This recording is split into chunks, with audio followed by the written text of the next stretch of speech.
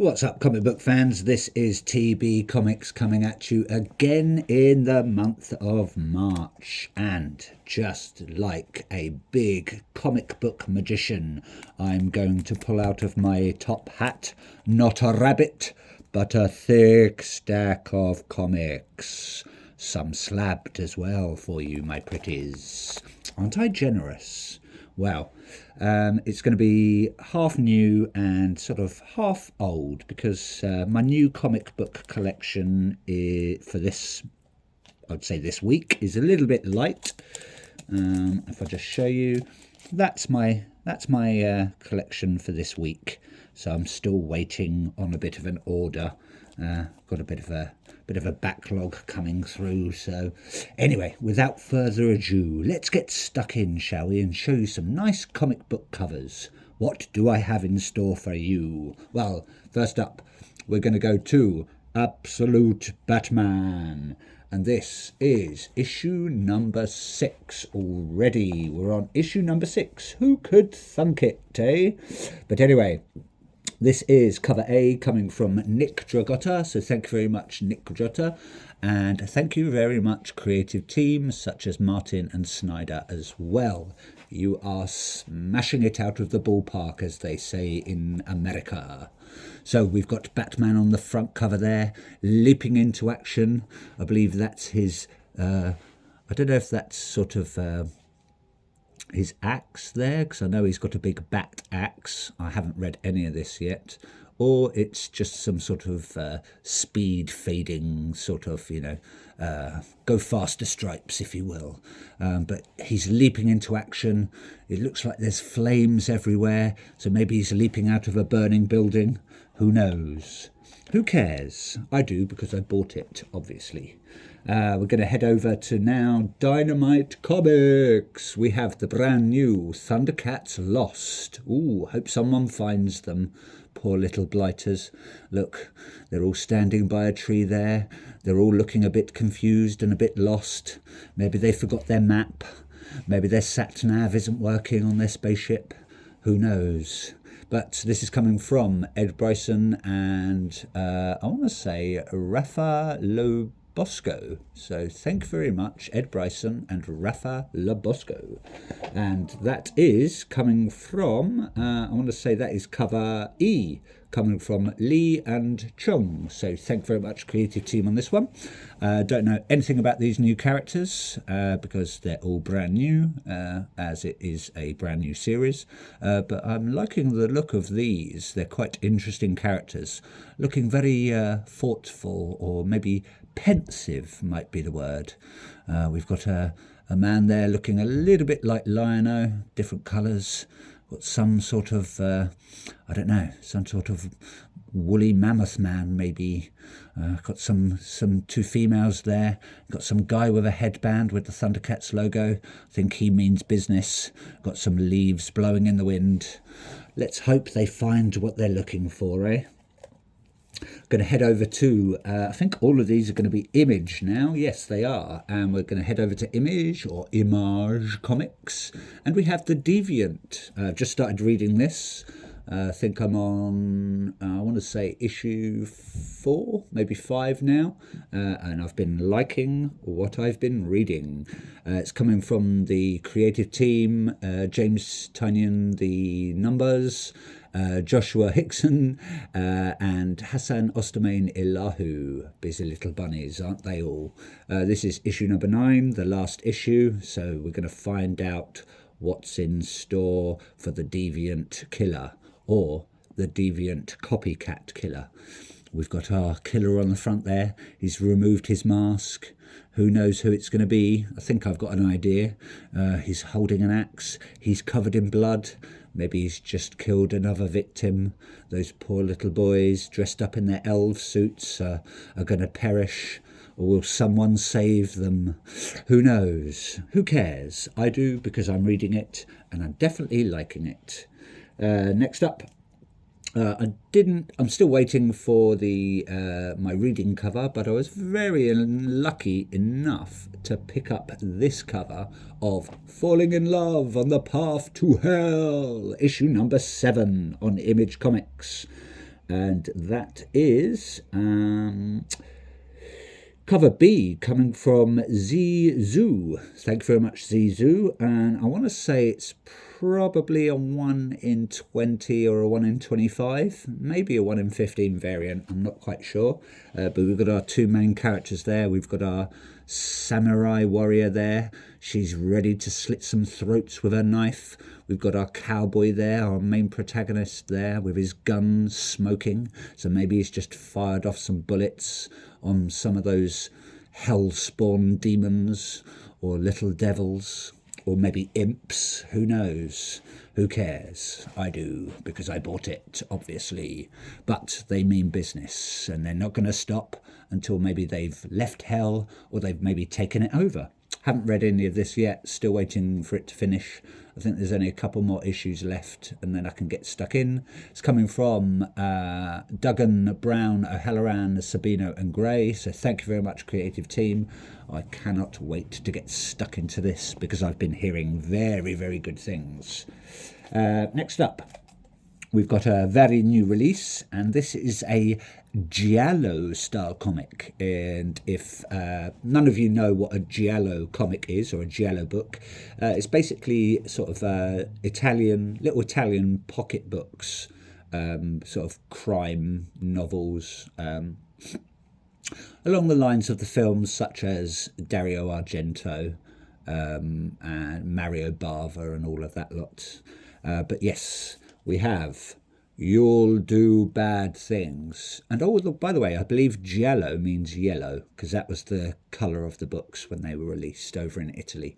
Yes, we've got You'll Do Bad Things on Image Comics, and this is issue number 1, and it's coming from Boss Tertolucci and Ostermain Hilahu. Again, Ostermain is everywhere at the moment. I think people do love his stuff.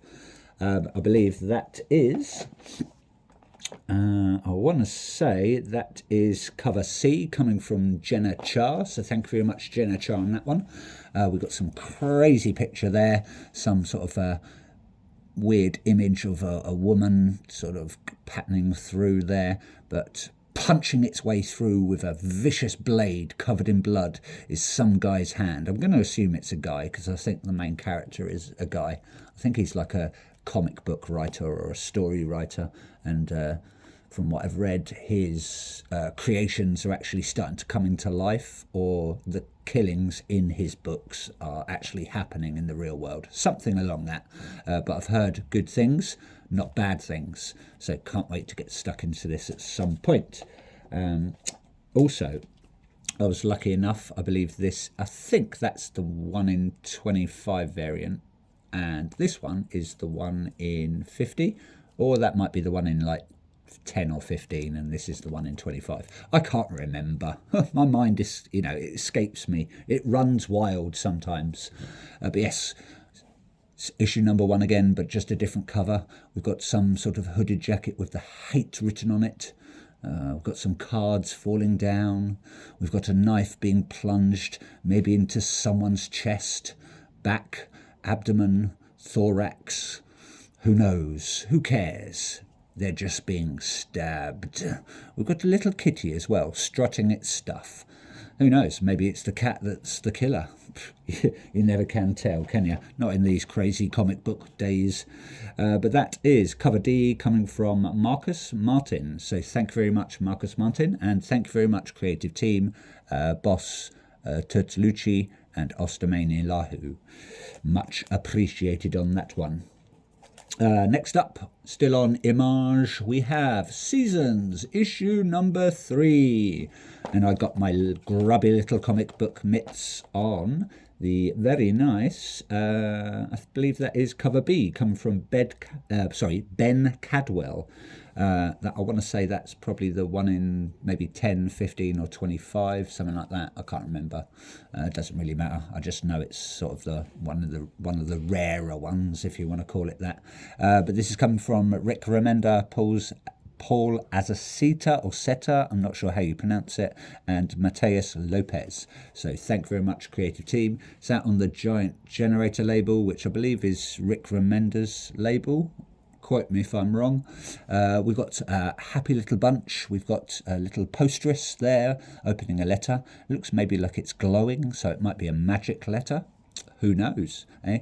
We've got two people there looking, giving her the side eye. And we've got a very, very happy girl there. It looks like she's very famous. Maybe she's some sort of starlet, or maybe she's an opera singer or a pop singer. Who knows? But she's looking very happy. She's got some nice little bangles and some stars floating about her head. So, heard very good things. Apparently the art's quite quirky. I've said before, it's sort of got that Studio Ghibli, Hayao Miyazaki vibe, if anyone knows Studio Ghibli and Hayao Miyazaki. More sort of manga and anime, which I also appreciate because I love artwork. But yeah, I've been hearing good things, so hopefully it lives up to the hype. And next up, we are going to move over to Bug Wars, issue number 2. This is coming from Jason Aaron, Mahmoud Assar, Matthew Wilson, and Becca Carey. So thank you very much, creative team. It is issue number 2. I've got this one for some reason took a little while to come. Maybe it was a popular cover, I'm not sure, or maybe there was just a stock shortage. But I finally got it, and it is cover B, coming from Yannick Paquette and Matthew Wilson. So thank you very much, Paquette and Wilson, much appreciated. We've got our bite-sized character there, a little bit of Honey, I Shrunk the Kids. Got a giant-sized wasp. Let's hope he doesn't get stung, because that'd probably kill him. Got some clothes pegs, a grasshopper, so he's having a little wild time in the garden there. Maybe he's got dandelions, so maybe he's going to make some dandelion and burdock. Who knows? So fingers crossed it's going to be a good read. Can't wait to see it. Love the artwork on these front covers. Haven't really looked on the internal art, so I do like a nice surprise. Next up, we are going to go to... Oh, we've got the last one from Image Comics, and that is Rocket Fellas, issue number 4. This is out on the Ghost Machine and the Family Odysseys label. It's coming from Peter J. Tomasi, Francis Manpool, John Calise, Ian Herring and Rob Lee. So thank you very much, creative team, on that one. Much appreciated.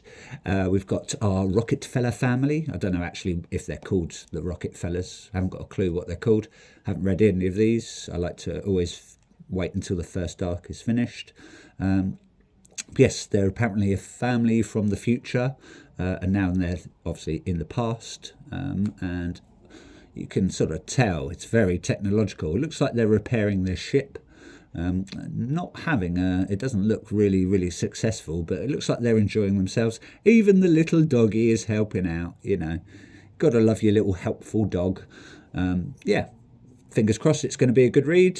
Who knows? Who cares? I do, because I bought it, obviously. Now we're going to go into some of my back runs. All of these are from one run, and it is the Batman and the Joker, the Deadly Duo. I believe I've shown some variants in my previous ones, and I might have already shown some of these. I can't remember. I kind of lose track on some of my backlog of comics.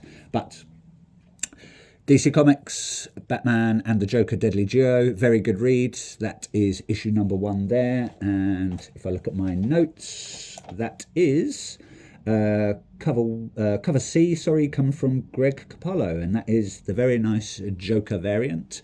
We've got the Joker there looking as insane as ever. He's just standing in a rainy street. Maybe he's just had an epiphany. Maybe he's just told a joke to someone, but he looks like he's having a jolly old time. Good old Joker, eh? What a crazy guy he is, teaming up with Batman. Got the very nice graded copy there. I'm just going to move my camera so you sort of get an idea. Coming in at a 9.8. Sorry, the light's sort of reflecting on it, so you can't really get a super duper idea of what it is.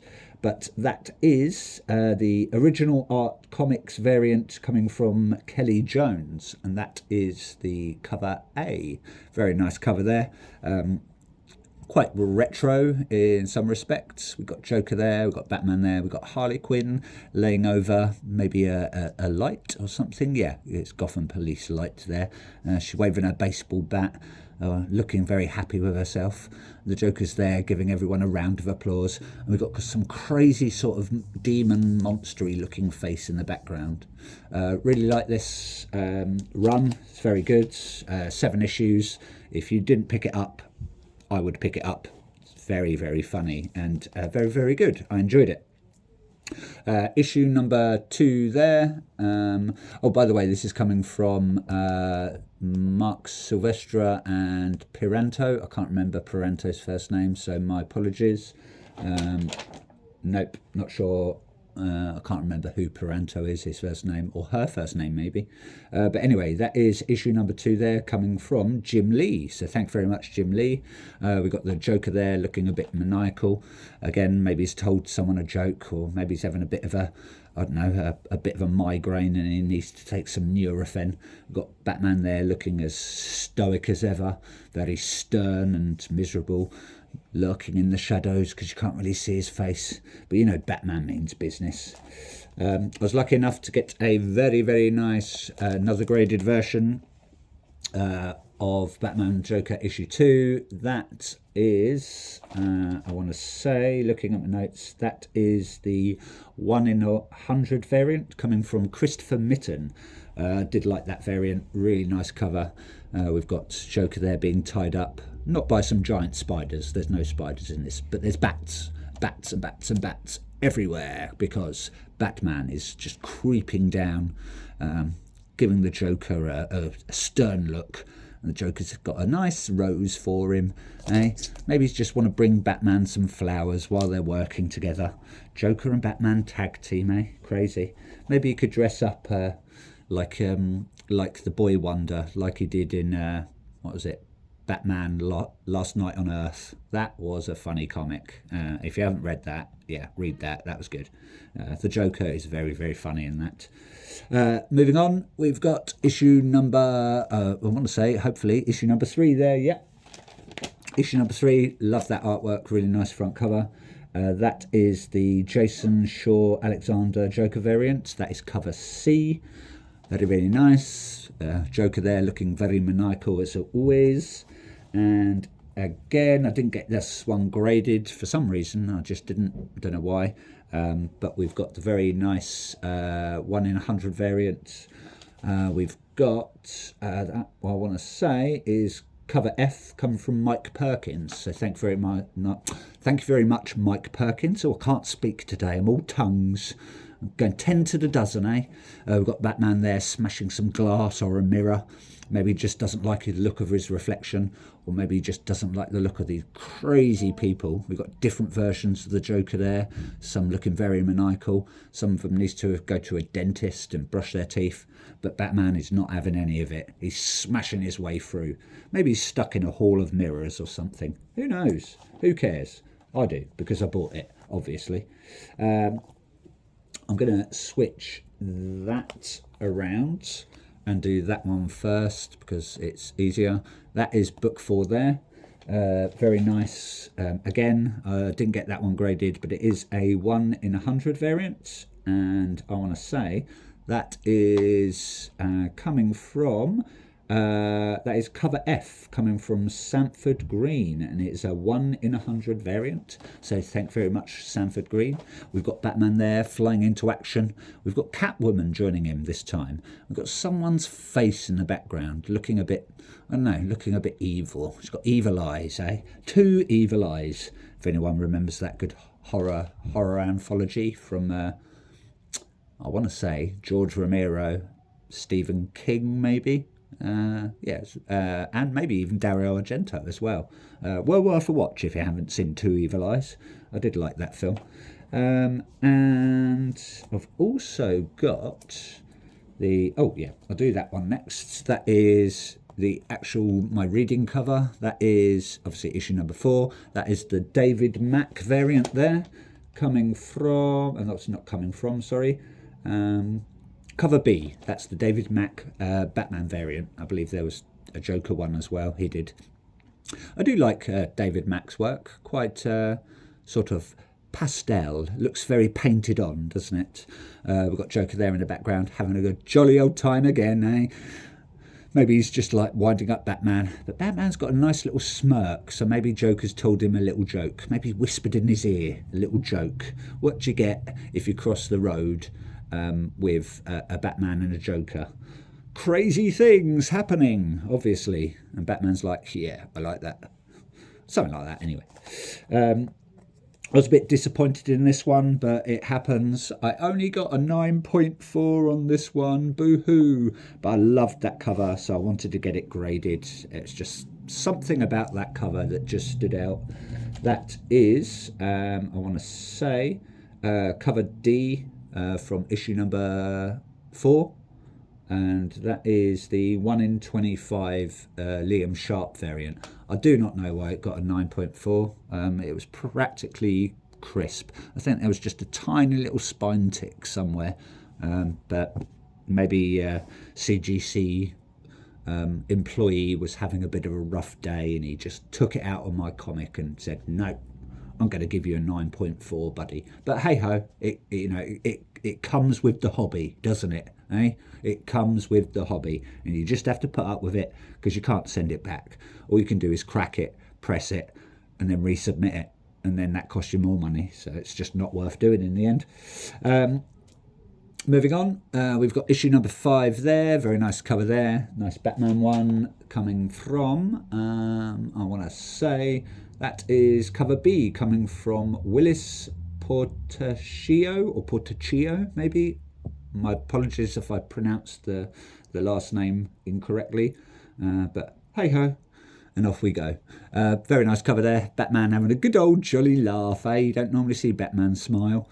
And the little mini Jokers tormenting him. Maybe they're just like smashing him in the face and giving him a bit of a concussion, or maybe he's had some of the Joker gas and they're just sort of taking the mick a bit and just like running around Batman's head.